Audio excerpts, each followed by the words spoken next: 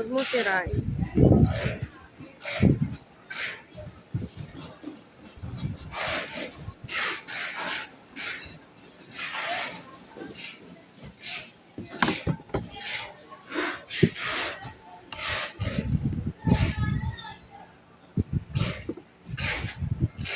Ganda naman nito.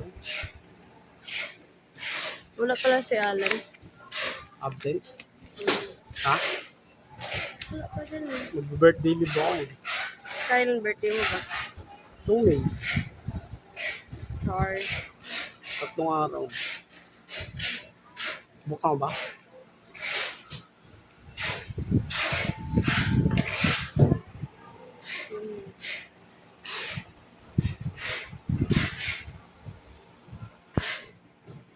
Sige. Kano ba yung ganito? Hindi ko alam.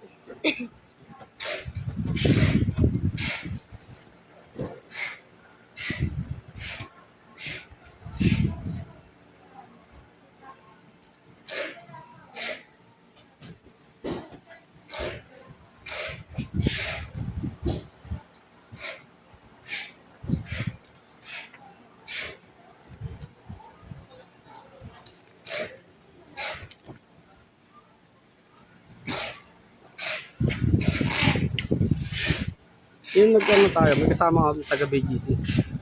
Ano? Ha? Alin nung Taga BGC, may kasama ka? sa room? Oo. Oo, pero lumipat ako ng room. Kanino? Kasi lalaki yung ano eh. Nauna ka ni Leo? Ha? Nauna ka ni Leo sa taas? Mm. Ha? Sabi nga niya, tatabayan ka daw niya eh. Sabi ko, bala kaya ko. Ano ko kayo katabi mo? Tapos sabi ni ate, at sabi ni Ma'am Lo, doon ka na lang kay Kat bata. Ayun, doon ako kay Ate Kat. Ayun sila lang ate Kat sa room. Ilan sila? 3 lang? Mm. Sila lang ni A, tsaka Ira.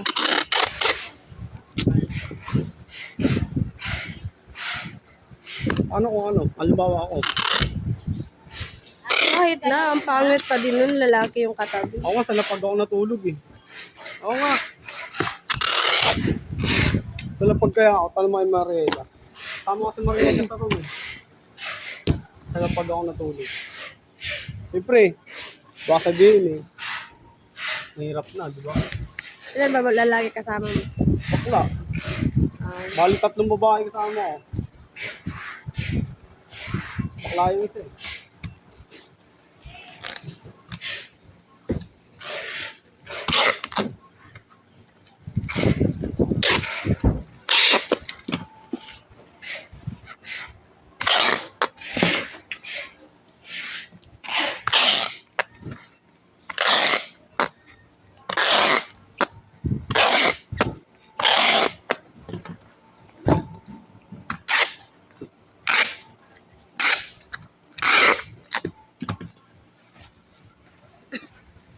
Sa amin kasi 8 kami sa room. Oh. Tapos, 3 babae, 5 lalaki. Diba?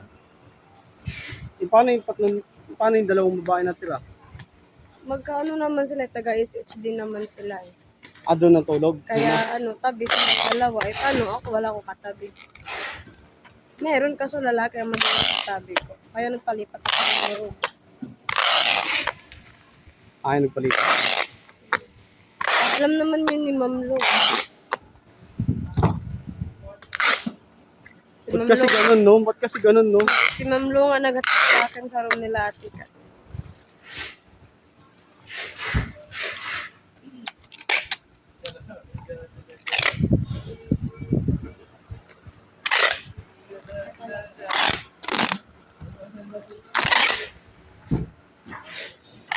Tapos yung ibang mga lalaki, mga technician, 2 technician.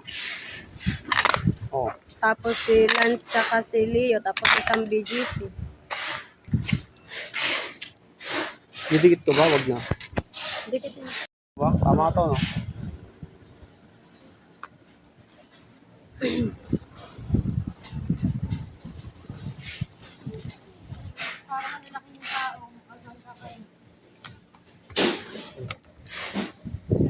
Tapos babaklasin.